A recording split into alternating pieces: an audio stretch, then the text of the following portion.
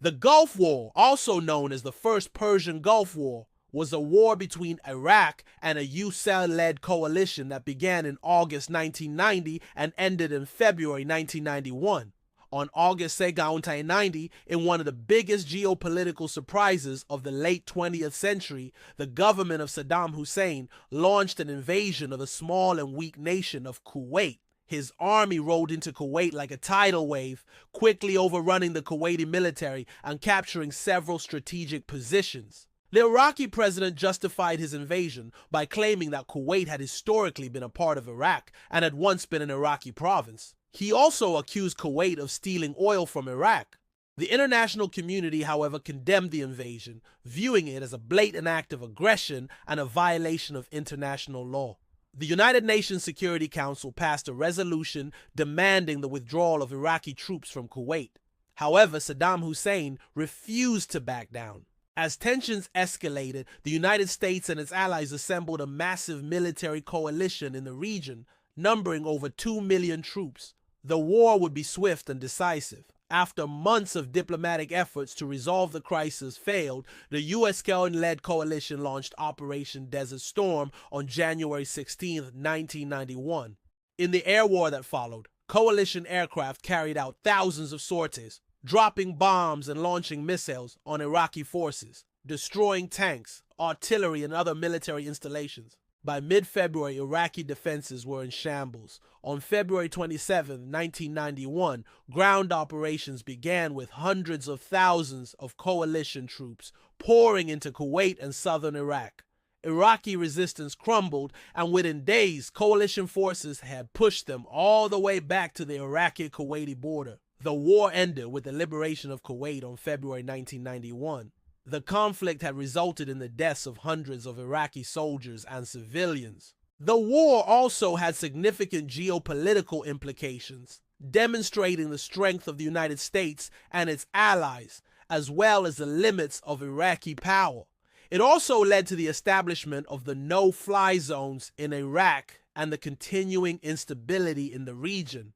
Hello everyone, welcome back to the channel. This is our first episode on the history of the Gulf War, the war that changed the Middle East forever. We'll discuss the reasons why the war happened, what role did each player play, and the secret reasons behind it. If you're new here, remember to subscribe so you don't miss any of our videos. So without further ado, let's jump into it. The origins of the Gulf War can be traced back to the aftermath of the Iranian Revolution of 1979. Before the revolution, Iran had been ruled by the Shah, Mohammad Pahlavi, a staunch ally of the United States. However, the Shah was overthrown and replaced by a religious leader, Ayatollah Khomeini. This marked a significant shift in the political landscape of the region. During the Iran-Iraq War, Saddam Hussein played both sides. Initially, he expressed support for Iran's revolutionary goals, but later shifted to a more hardline stance against them. Despite this, by the mid-1980s, Saddam Hussein was looking to rebuild his country after the war and improve relations with the West, especially with the United States and Great Britain. He saw these nations as potential sources of economic aid and investment, which Iraq desperately needed to rebuild. To improve his relations with the West, Saddam Hussein needed to get rid of his close ties with the Soviet Union. So he began by embarking on a series of conciliatory gestures toward Iran and Israel. This included releasing Iranian prisoners of war and making peace with Iran. He also expelled Palestinian terrorists from Iraq who had used the country as a base to attack Israel. These moves signaled a clear break from Iraq's previous foreign policy and demonstrated Saddam Hussein's willingness to improve relations with the West. By the late 1980s, Iraq's economy was in sharp decline due to the Iran-Iraq War and international sanctions imposed over its human rights record. This dire economic situation forced Saddam Hussein to seek financial assistance from the West. In June 1989, he traveled to France and secured a $500 million loan to help stabilize his country's economy. However, despite receiving aid and loans from Western nations, Iraq's economic troubles continued. In addition to the economic crisis, Saddam Hussein faced growing internal opposition. The Shiite and Kurdish populations in Iraq had long been marginalized by the Ba'athist regime, and they began to organize and demand greater political rights and autonomy. This posed a serious challenge to Saddam Hussein's authority, and he responded by launching a brutal crackdown on dissidents. On July 1st, 1990, Saddam Hussein addressed the Iraqi people and announced that Iraq was going to war with Kuwait. The Iraqi leader cited historical claims on Kuwait, economic disputes, and Kuwait's alleged support for international sanctions against Iraq as justification for the invasion. On August 2nd, Iraqi troops crossed into Kuwait and quickly overwhelmed the Kuwaiti military. Within 2 days, the Iraqi troops had seized all of Kuwait's major cities, including Kuwait City. The Iraqi invasion of Kuwait shocked the international community. The United Nations Security Council condemned the invasion and demanded the withdrawal of Iraqi troops from Kuwait. When Iraq refused, the UN authorized the formation of a military coalition led by the United States to liberate Kuwait. While the immediate cause of the Gulf War was the Iraqi invasion of Kuwait, the roots of the conflict went deeper. Saddam Hussein's aggressive foreign policy, Iraq's domestic economic and political problems, as well as the broader geopolitical context of the Cold War and the rise of Islamic fundamentalism, all played significant roles in the outbreak of the conflict. The Gulf War had far-reaching consequences. The conflict resulted in the deaths of hundreds of thousands of Iraqi soldiers and civilians and caused extensive damage to Iraq's infrastructure. The war also had a significant impact on the regional stability, leading to the emergence of new conflicts and tensions in the Middle East. Despite the end of the Gulf War, the instability in the region continues to this day, now that we know the background of the war. Let's talk about the reasons behind it. Why did the United States decide to fight a war on a Muslim country led by a dictator? The simple answer would be oil. The entire war was fought over oil, but that wouldn't do justice to the complexities of the war. In order to understand the reasons behind the war, we have to take a look at each side and their individual reasons for joining the war. We will start with the Americans because they were the main force behind the war. The Americans had two primary reasons for going to war with Iraq.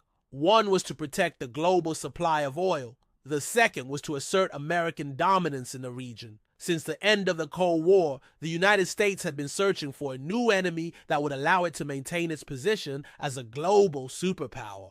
America's vast military spending had been one of the main factors contributing to the downfall of the Soviet Union. The Americans knew that they could not keep spending billions of dollars on the military without having a worthy adversary. In steps Saddam Hussein, a ruthless dictator willing to do anything to expand his power. And the perfect opportunity presents itself when Saddam invades Kuwait, a country with lots of oil, and the Americans see a golden opportunity to make themselves the sole ruler of the Middle East. That's why President Bush decided to take down Saddam Hussein. The Americans managed to sell this narrative to the world, but many believe that there was another secret reason behind the war. Some believe that the war was also a distraction tactic to divert attention away from the failing U.S. economy, which was crippled by inflation and recession. George H.W. Bush was trailing badly in the polls, and winning the war could turn things around for him just like Ronald Reagan had done in the Iran-Contra affair. And it worked. The Americans overwhelmingly voted in favor of Bush in the 1992 election. As for Iraq, there were many reasons as to why they attacked Kuwait. The primary reason was Iraq's enormous debt. As I mentioned earlier, the Iran-Iraq war had crippled Iraq's economy and it was drowning in debt. Kuwait, being the richest country in the Middle East, owed Iraq $2 billion. Saddam thought that taking Kuwait would wipe off their debt and secure the future of Iraq. The second reason was the historical ties between Iraq and Kuwait. Saddam believed that Kuwait was a part of Iraq and not an independent nation. The third reason was Kuwait's decision to increase oil production, which threatened Iraq's economy. By increasing production, Kuwait was earning a lot of money and threatening Iraq's position as the second largest oil producer in the Middle East. But the most important question is, why did Saddam think that he could win the war? Well, that's what he thought because of America's poor performance in the Iran-Iraq war. Many experts believe that Saddam underestimated America because of their behavior in Vietnam. You see, America's longest and most controversial war was in Vietnam, a country located in Southeast Asia. The Vietnam War was a conflict between North and South Vietnam, with the U.S. providing significant military support to the South Vietnamese government. Despite the U.S. military superiority, the war turned into a stalemate, and the U.S. public grew weary of the conflict. Ultimately, the US withdrew from Vietnam in 1973, and the country was unified under communist rule in 1976. The Vietnam War had a profound impact on the US and the world. It led to deep political divisions within the US and contributed to the end of the Cold War. The war also raised questions about the use of military force abroad and the role of the media in shaping public opinion. And those same Americans still held grudges against Vietnam. So Saddam thought that he could defeat the Americans with ease. Anyway, that's it for this episode. We hope you enjoyed it and learned something new. Please don't forget to subscribe for more content. See you next time. And yet today Iraq is in ruins. You can't even find Iraq on the world map because it's buried under mountains of sand. Hey guys, welcome back to the channel. Today we will talk about the players of the Gulf War and why Iraq is at the heart of it all. But before we start, if you haven't subscribed yet, make sure to do that so that you don't miss any of our amazing videos. Let's move ahead and begin with Iraq. Talking about the major players of the Gulf War. They include Iraq, Iran, Kuwait, Saudi Arabia, the United States, and 35 other countries. Iraq and Iran were at the center of this entire war, and their mutual conflict laid the foundation for the Gulf War. So to understand the Gulf War, we must first understand the 20th century history and geopolitics of these two nations. We must analyze how Western powers, driven by greed for oil, funded political conspiracies in these countries. Conspiracies that eventually built the foundation for the Gulf War. Let's begin with Iraq's basic history and geographical location. To Iraq's north is Turkey, to the east is Iran, southeast is Kuwait, south is Saudi Arabia, southwest is Jordan, and to the west is Syria. Geographically, Iraq has easy access to the Persian Gulf, making it geopolitically significant. Iraq, with its rich geography, also has an equally rich history. Not only is it the birthplace of ancient civilizations like Akkadians, Babylonians, and Assyrians, but it's also where writing, law, mathematics, and governance were founded. The fertile land between the Tigris and Euphrates rivers enabled agricultural innovation, which led to the urbanization of Mesopotamia. And arguably the most important city in Mesopotamia was Baghdad, which became the capital of the Islamic world after the Muslim conquest in the 7th century AD. And because of its unique location and rich resources, empires throughout history have coveted the land we now call Iraq. The Ottoman Empire controlled it until the 20th century, when the British took control after the First World War. On October 29, 1945, Iraq declared independence from the British Empire. And since then, Iraq has been ruled by authoritarian regimes. In 1968, a group of military officers led a coup d'etat and established the present Ba'athist Arab socialist regime. It was led by Saddam Hussein, who in 1979 was named president of Iraq. Saddam Hussein ruled Iraq as an absolute dictator for the next 24 years. He suppressed all opposition and ruled with an iron fist. Let's now turn our attention to Iran. Much like Iraq, Iran also has a very strategic location. It shares maritime borders with 5 countries: Pakistan, India, Oman, Qatar, and Iraq. It also shares land borders with 6 countries: Armenia, Azerbaijan, Turkmenistan, Afghanistan, Pakistan, and Turkey. With such a diverse range of neighbors, Iran plays a crucial role in the geopolitics of Western Asia. If we look at a map of the region, we will notice that Iran is almost surrounded by countries that have close ties with the United States and its allies. This includes Iraq, Saudi Arabia, Afghanistan, Pakistan, and Turkey. Out of these, the only country that has traditionally had good relations with Iran is Iraq. The reason for this is that Shiite Muslims dominate Iraq's population, whereas Sunni Muslims dominate the rest of the countries. So Iran has a special relationship with Iraq, which has given it a land border with the Persian Gulf. Now let's look at what was happening in Iran during this time. The Pahlavi dynasty was ruling Iran at the time. Muhammad Pahlavi was the last Shah or king of Iran. During his rule, he modernized the country by introducing radical changes in various sectors. But despite modernization, there was rampant corruption and inflation. This created a lot of opposition against the Shah, particularly from religious leaders. Ayatollah Khomeini was the most prominent of them. Eventually, in 1979, the revolution succeeded and the Shah was forced to flee. And this victory made Iran a theocracy with Ayatollah Khomeini as its supreme leader. Khomeini was an extremely conservative man, and he introduced extremely strict laws in the country. So this is how Iraq and Iran were being ruled at the time of the Gulf War. Saddam Hussein was an absolute dictator in Iraq, and Ayatollah Khomeini was an uncompromising religious leader in Iran. Both these men wouldn't tolerate any threat to their authority. The fact that both of them are young and unstable nations added fuel to the fire, and what ignited it was Saddam Hussein's invasion of Iran. If you want to know why Iraq invaded Iran and what followed after, make sure to watch our next video. See you there. They say history always repeats itself. Look at Iraq. Whether it was Alexander the Great's invasion or Islamic caliphates and the Ottoman Empire's rule, Iraq has always experienced cycles of rise and fall. During the Islamic Golden Age, Iraq nurtured many scholars, philosophers, and scientists who later led advancements in medicine, astronomy, and literature. Overall, Iraq inherited a proud and rich legacy from its ancestors. But in the early 20th century, something happened that turned Iraq's fate upside down. During this period, no turbulence in any country was complete without British involvement, and Iraq was no exception. After World War I ended and the Ottoman Empire collapsed like a house of cards, Iraq came under British control in 1921.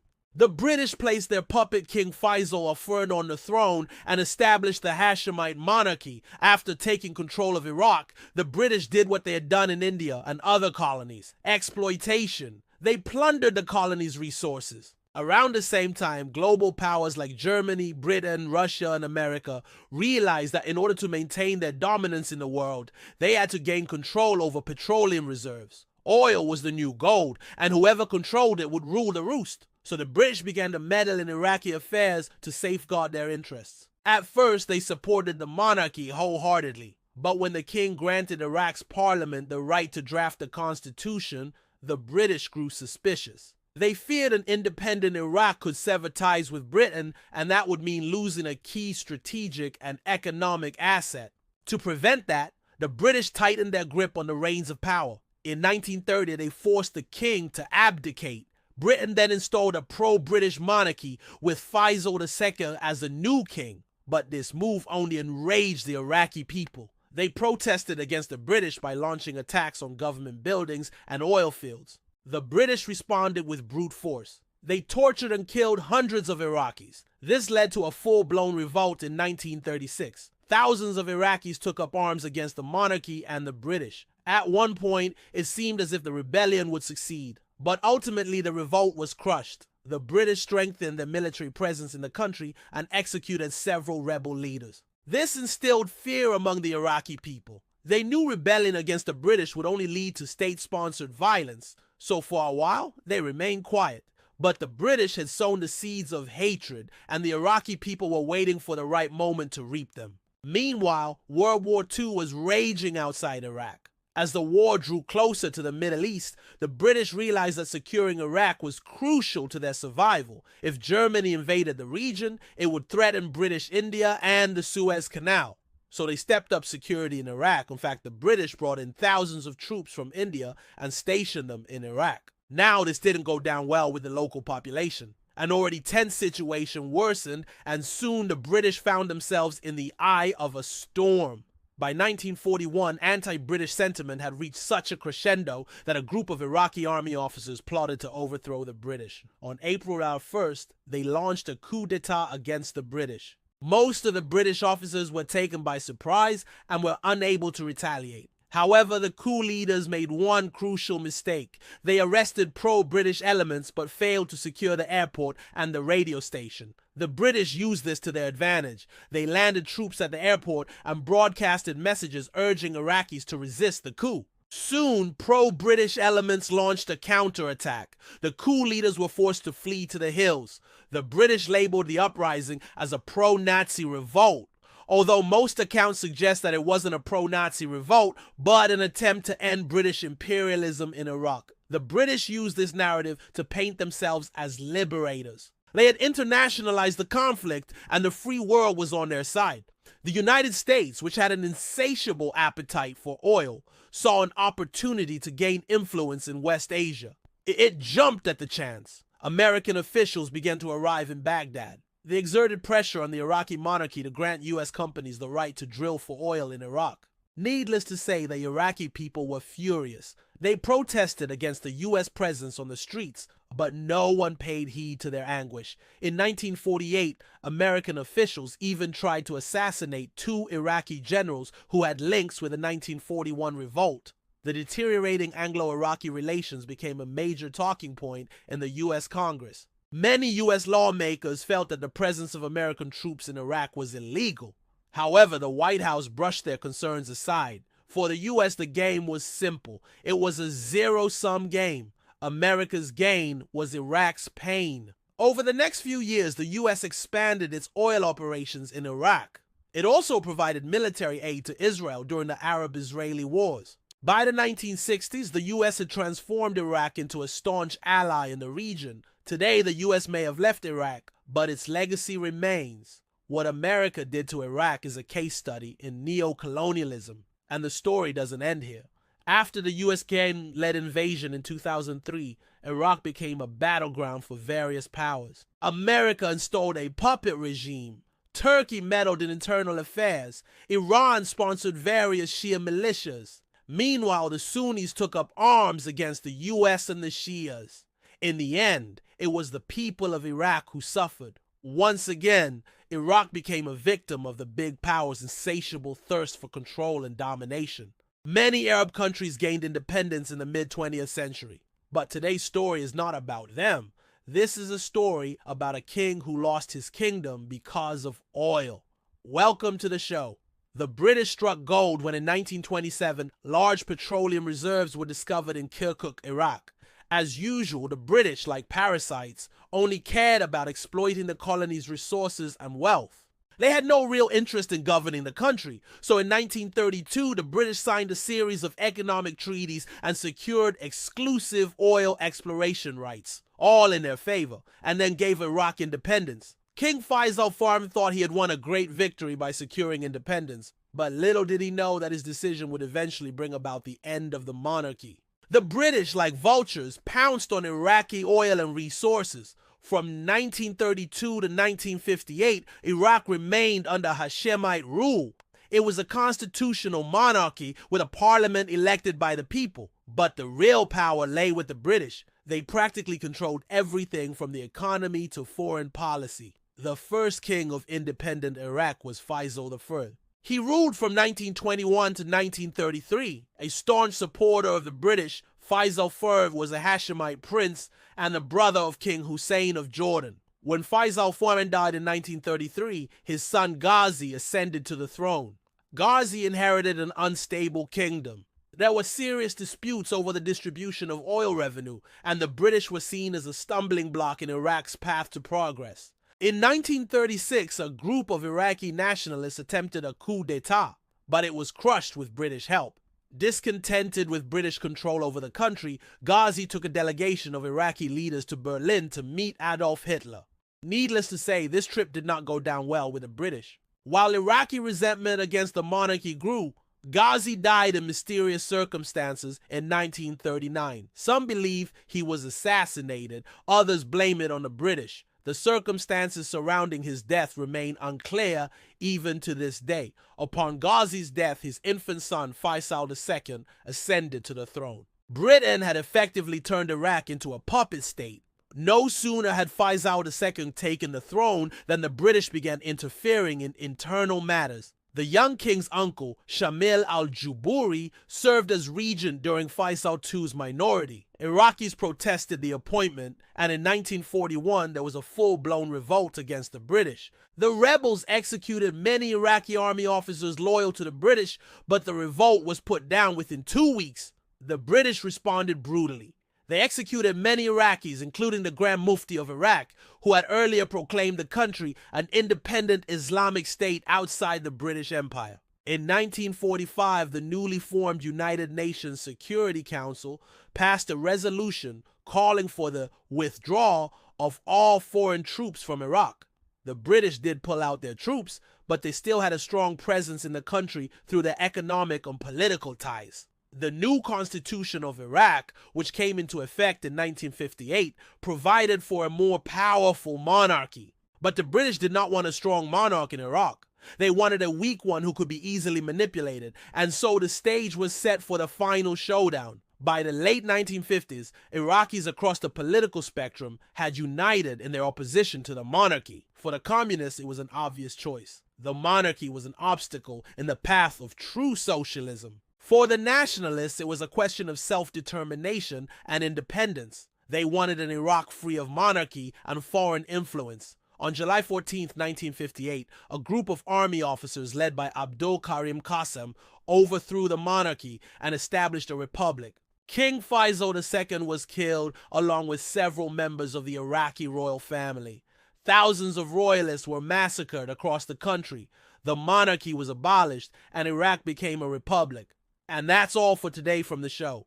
If you like this episode, do give it a thumbs up and subscribe for more. You can also watch the whole season on our website. This is a story of how Saddam Hussein came to power. In the 1950s, there was growing anger among the Iraqi population against the monarchy. People took to the streets, they protested. They were inspired by the success of other Arab nations in the region. Finally, on July 14, 1958, when military officer Abdul Karim Qasem overthrew King Faisal II,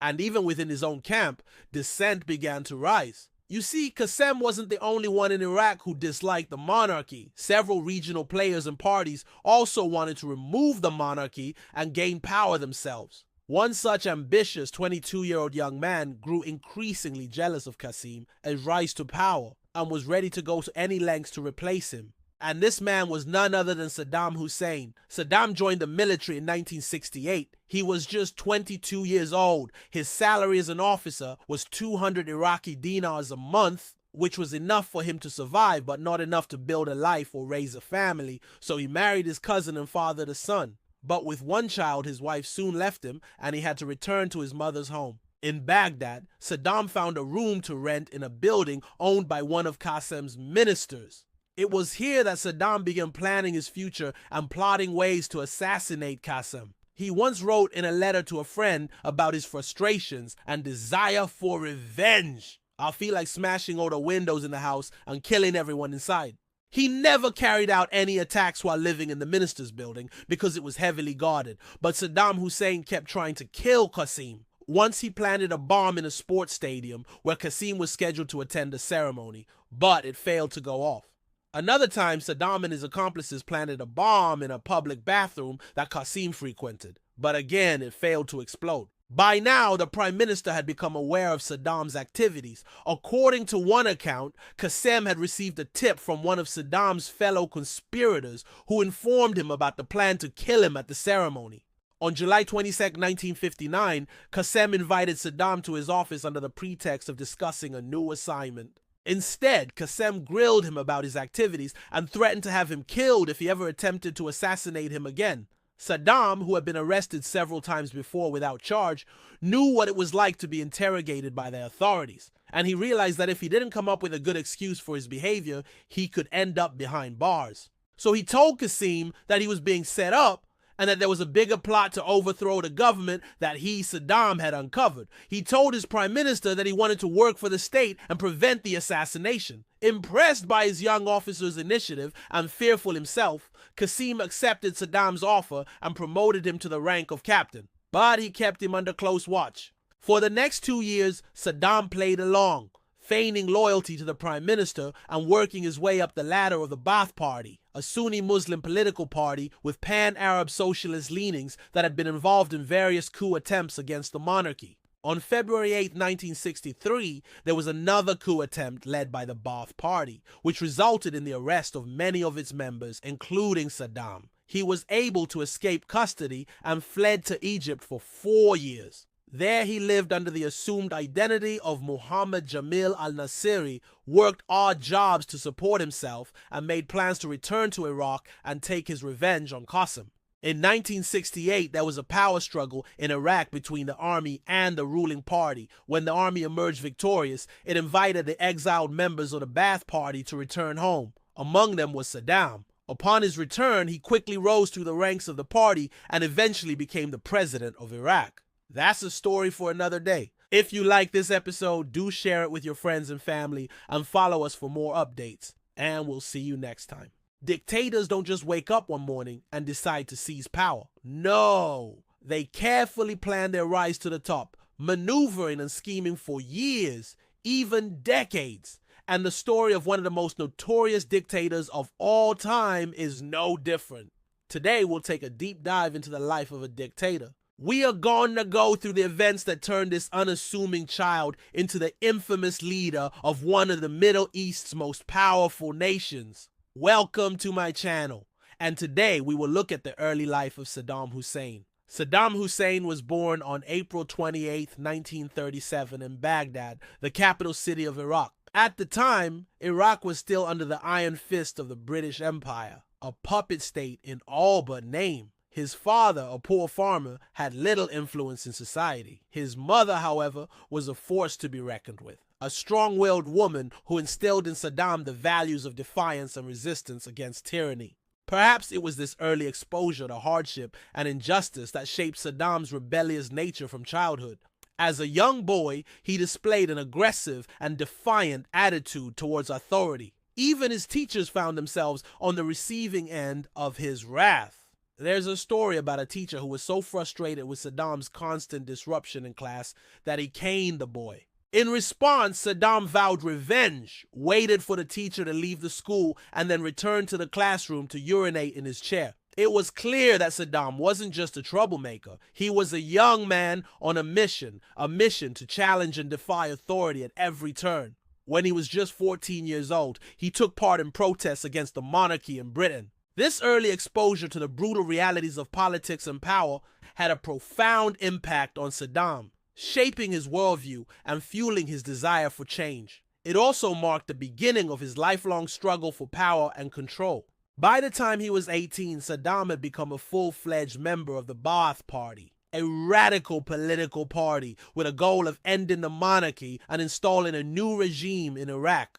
The party's ideology of Arab nationalism and socialism resonated with Saddam's own experiences of poverty and oppression under the monarchy. He quickly rose through the ranks of the party, becoming one of its most important members. But Saddam was not satisfied with working in the shadows. He wanted more. He wanted power. And when the opportunity arose to overthrow the monarchy, he seized it. The year was 1958 and the monarchy was at its most vulnerable.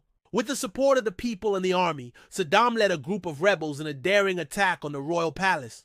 Although the attempt failed and many of his comrades were killed or imprisoned, Saddam managed to escape. He fled to Syria, where he spent several years plotting and scheming with other Iraqi exiles. During this time, he honed his skills as a manipulator and leader, proving himself to be a charismatic and ruthless figure. But it was when he returned to Iraq in 1968 that things really started to take shape. By this point, the monarchy had been replaced by a military dictatorship, but Saddam saw an opportunity to seize power for himself. With the help of the Ba'ath Party, he orchestrated a series of coups that ultimately led to him becoming the president of Iraq in 1979. Now, some may say that Saddam's rise to power was nothing more than a product of circumstance, that he was simply in the right place at the right time. However, that would be a gross underestimation of the man and his abilities. Saddam Hussein was a master manipulator and strategist, and his rise to power was nothing short of brilliant. From his early days as a member of the Ba'ath Party, he had a clear vision of what he wanted to achieve, and he worked tirelessly to make it happen. He was a patient man, willing to wait for years, even decades, for the perfect opportunity to strike. And when that opportunity finally presented itself, he was more than ready. However, his journey to the top was not without its challenges. There were times when he was forced to flee for his life, when the odds were stacked against him and it seemed like all hope was lost. But through it all, he never gave up. He was a true believer in his own destiny, and he was determined to make it happen no matter the cost. For more information on Saddam Hussein's rise to power, watch the next episode. A few days ago, we released a video about the rise of ISIS. In that video, we covered how Saddam Hussein became the president of Iraq. Well, today let's continue that story. Let's look at how Saddam consolidated his power and established a dictatorship. How did he turn Iraq into a police state? And why did he invade Kuwait? Alright, so let's get right into it. After Qasem came to power, Iraq entered a phase of endless conspiracies and coups, a phase that only ended when Saddam himself rose to power. In 1963, the Ba'ath Party and the military overthrew Qasem and installed Abdul Salam Arif as Iraq's leader, a close ally of Saddam. This allowed Saddam to return to Iraq after 4 years in exile. However, the tide soon turned again. Infighting broke out within the Ba'ath Party. In a twist of fate, Abdul Salam Arif died in a plane crash on April 13, 1966. His younger brother, Abdul Rahman Arif, took power, a man who did not get along with Saddam. As a result, Saddam was imprisoned. But this wouldn't last long. On July 17, 1968, with support from the Ba'ath Party and military intervention, Rahman was overthrown. The Ba'ath Party leader Ahmed Hassan al-Bakr, Saddam's cousin, was declared Iraq's new leader. With his cousin now in power, Saddam's fortune skyrocketed. He was not only freed from prison, but was also made a key member of the Revolutionary Command Council, the country's highest governing body. Saddam used his new position to great effect. On July 29, 1972, he ousted Bakr and assumed the role of both president and prime minister. Although it seemed as if Saddam had come to power through legitimate means, he wasn't above using underhanded tactics to secure his position. In 1975, during the civil war in neighboring Lebanon, Saddam accused some Iraqi Shias of collaborating with Israel and Syria to launch attacks against Iraq. Using this as a pretext, he unleashed the Iraqi military on the Shias, killing thousands. This event, known as the Iraqi Shia Uprising of 1975, not only established Saddam's ruthlessness, but also served as a turning point for him. It pushed him to take control of the country's security apparatus, a move that would be crucial in maintaining his grip on power for decades to come. By 1979, Saddam had successfully consolidated his power in Iraq, turning the country into a one-party state with himself as its president and prime minister. The constitution was rewritten, erasing any mention of the ruling Ba'ath Party and making Saddam's face the only one permitted on banknotes. All political parties apart from the Ba'ath Party were outlawed. Rival parties were forced to either join the Ba'ath Party or face severe consequences, including expulsion from the country. Any form of dissent against the government was brutally crushed. Those found guilty of opposing Saddam faced imprisonment, torture, or even execution. To tighten his grip on the country, Saddam implemented a series of policies aimed at controlling every aspect of Iraqi life.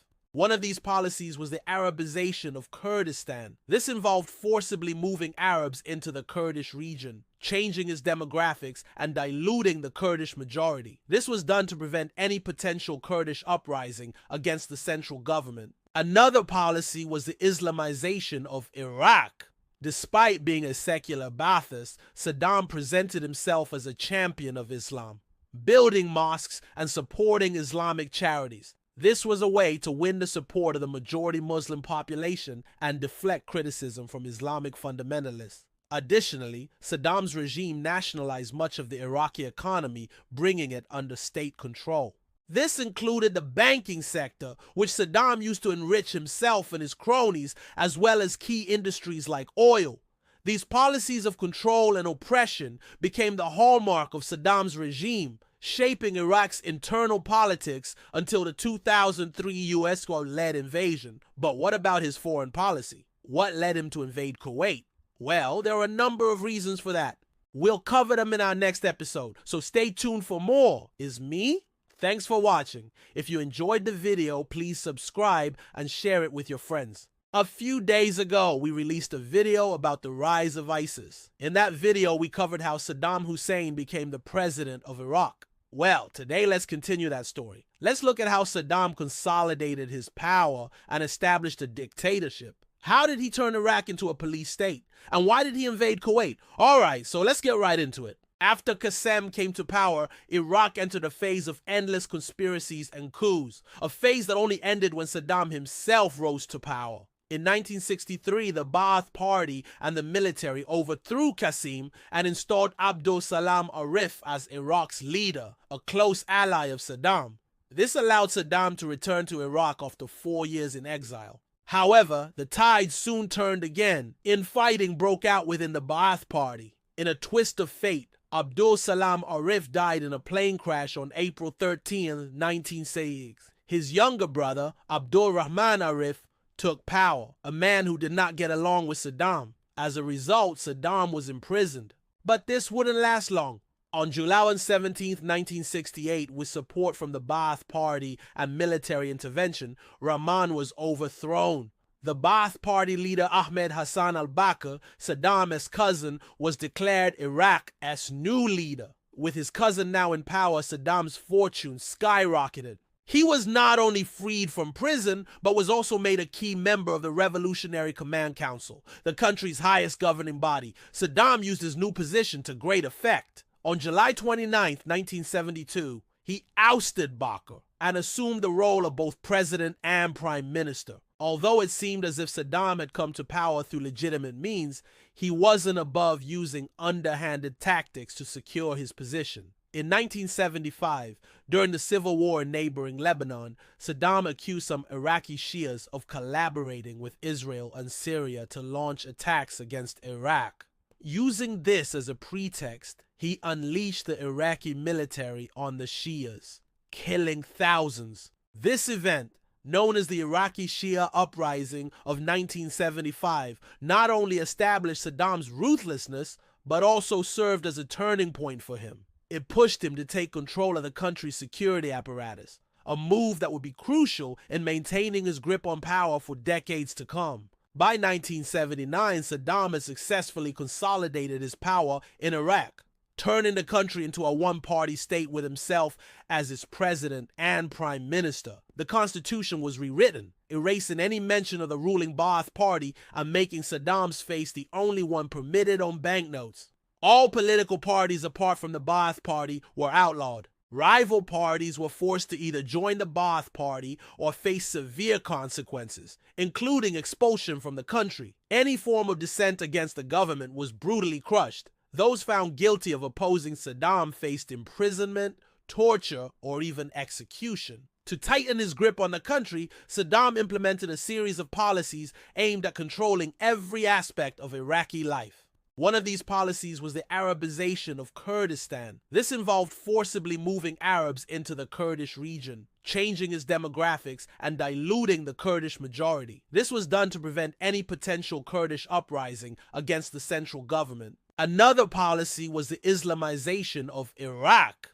Despite being a secular Ba'athist, Saddam presented himself as a champion of Islam, building mosques and supporting Islamic charities. This was a way to win the support of the majority Muslim population and deflect criticism from Islamic fundamentalists. Additionally, Saddam's regime nationalized much of the Iraqi economy, bringing it under state control. This included the banking sector, which Saddam used to enrich himself and his cronies, as well as key industries like oil.